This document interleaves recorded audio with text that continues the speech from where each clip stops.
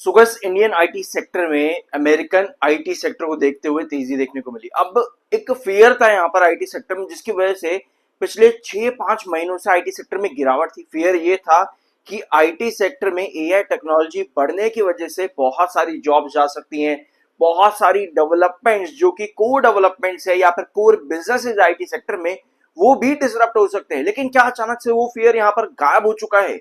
Statements है कुछ जिनकी वजह से आज के दिन आईटी सेक्टर बढ़िया बूम कर रहा है। ऑल दो अभी जो गिरावट है वो स्टिल काफी बड़ी है, रिकवरीज करने में बहुत लंबा समय लगेगा।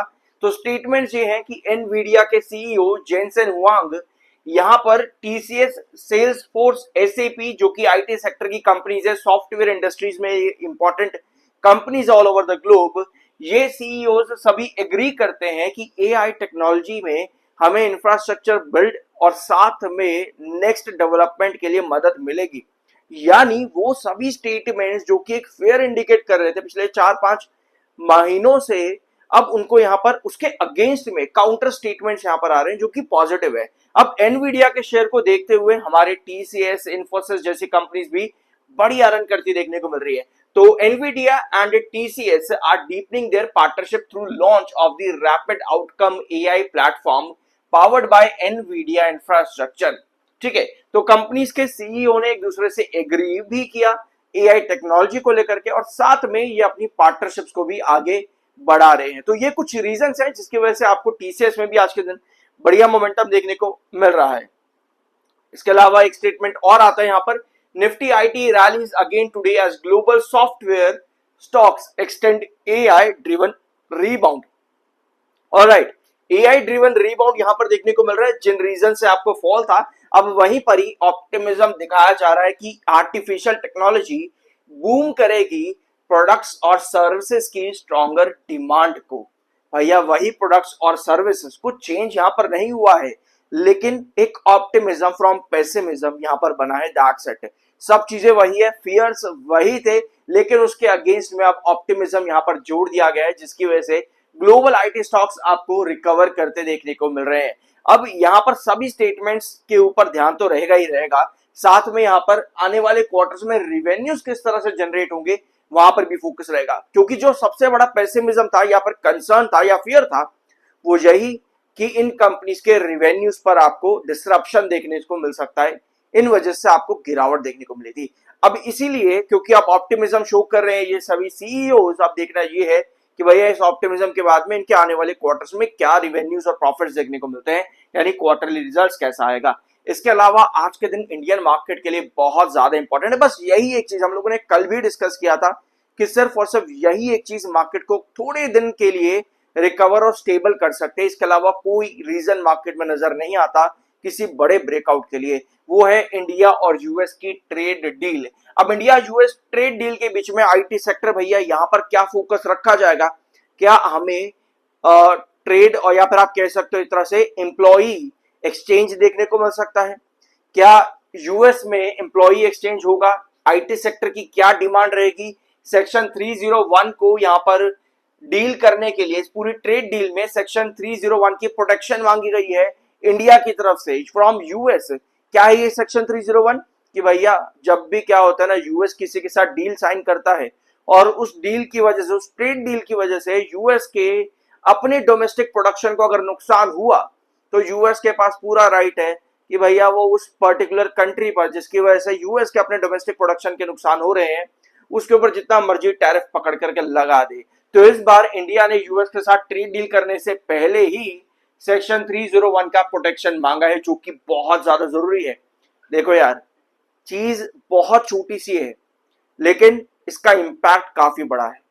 तो यस, ये प्रोटेक्शन मिलती है तो मार्केट के लिए यहां पर स्टेबिलिटी है कुछ सेशंस के लिए। बाकी लॉन्ग टर्म के अंदर यूएस और ईरान वही टेंशन आपकी रहेंगी। सो आज के सेशन में 2,76,000 इस समय सेलर है, 3,55,000 बायर है। तो ज्यादा डिफरेंस नहीं है बायर और सेलर का, बट एटलीस्ट यहां पर फाइनली कुछ ना कुछ रिकवरीज देखने को मिल रही है। सब्सक्राइब जरूर करना, आई एम NRSM 7 सर्टिफाइड। अब आते हैं इसके चार्ट्स के ऊपर, 1 आवर टाइम फ्रेम का चार्ट और डेली टाइम फ्रेम का चार्ट। भैया डेली टाइम फ्रेम पर बहुत बड़ा फॉल देखने को मिला टीसीएस के अंदर। ऑलराइट, कंपनी ने डिविडेंड्स भी इस बीच में काफी सारे दिए हैं। रिसेंटली भी कंपनी ने डिविडेंड मई के महीने में यहां पर प्रोवाइड करा है और अभी छोटी सी रिकवरी। देखो यहाँ पर क्या है ना कि टेक्निकल पॉइंट ऑफ व्यू पे आपको गिरावट तो देखने को मिलती है बार बार, लेकिन टेक्निकल पॉइंट ऑफ व्यू पे आपको छोटी मोटी रिकवरी बीच बीच में शो कर रहा है।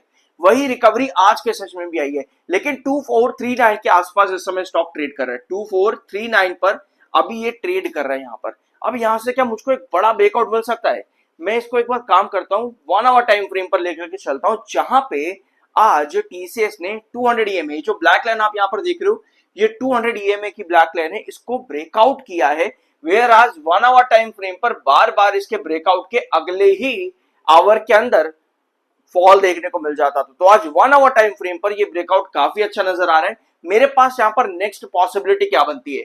मेरे पास ना एक रिजेक्शन बन रहा है 2470 पे, यानी भैया अगर मैं इंट्राडे के लिए जा रहा हूं 2439 पर अभी इस समय स्टॉक ट्रेड कर रहा है, और अगर मैं यहाँ पर इंट्रा के लिए जा रहा हूं तो मेरे पास नेक्स्ट ब्रेकआउट पॉइंट जो है वो 2470 का, यानी कि ये एक पर्टिकुलर रिजेक्शन है। 2470 को सस्टेन कर पाता है अगर ये स्टॉक यहां से, तो ही मेरे पास नेक्स्ट ब्रेकआउट 2600 के आसपास क्रिएट होता है। तो 2439 200 ईएमए को क्रॉस करके बैठा हुआ है, 2470 को सस्टेन कर पाएगा तभी मैं यहां पर 2600 के लिए आगे ट्रेड होल्ड कर सकता हूं। तो सिचुएशन यही है कि आज के सेशन में 200 ईएमए 1 आवर टाइम फ्रेम पर सस्टेन कर रहा है, ब्रेकआउट कर रहा है, कितना मर्जी 2470 के ऊपर रहेगा तो 2600 की पॉसिबिलिटीज नजर आती हैं। वेयर आज डेली टाइम फ्रेम के अंदर 200 ईएमए जो कि 2843 पर यहां पर बैठा हुआ है, अभी ये एक आपका क्रूशल रिजेक्शन है।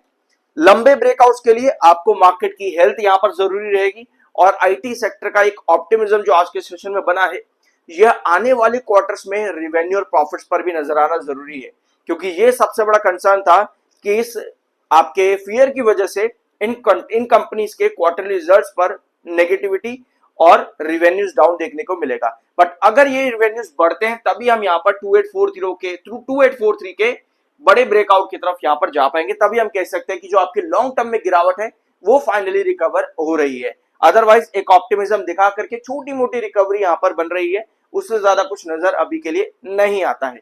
2470 आपका नेक्स्ट रिजेक्शन है, यहां सस्टेन कर पाता है तो या 2600 की तरफ जा पाओगे। सो ये था आज के दिन का वीडियो। कुछ नया जानने को मिला हो सब्सक्राइब जरूर करना। I am NRSM certified. मिलता अगले वीडियो में।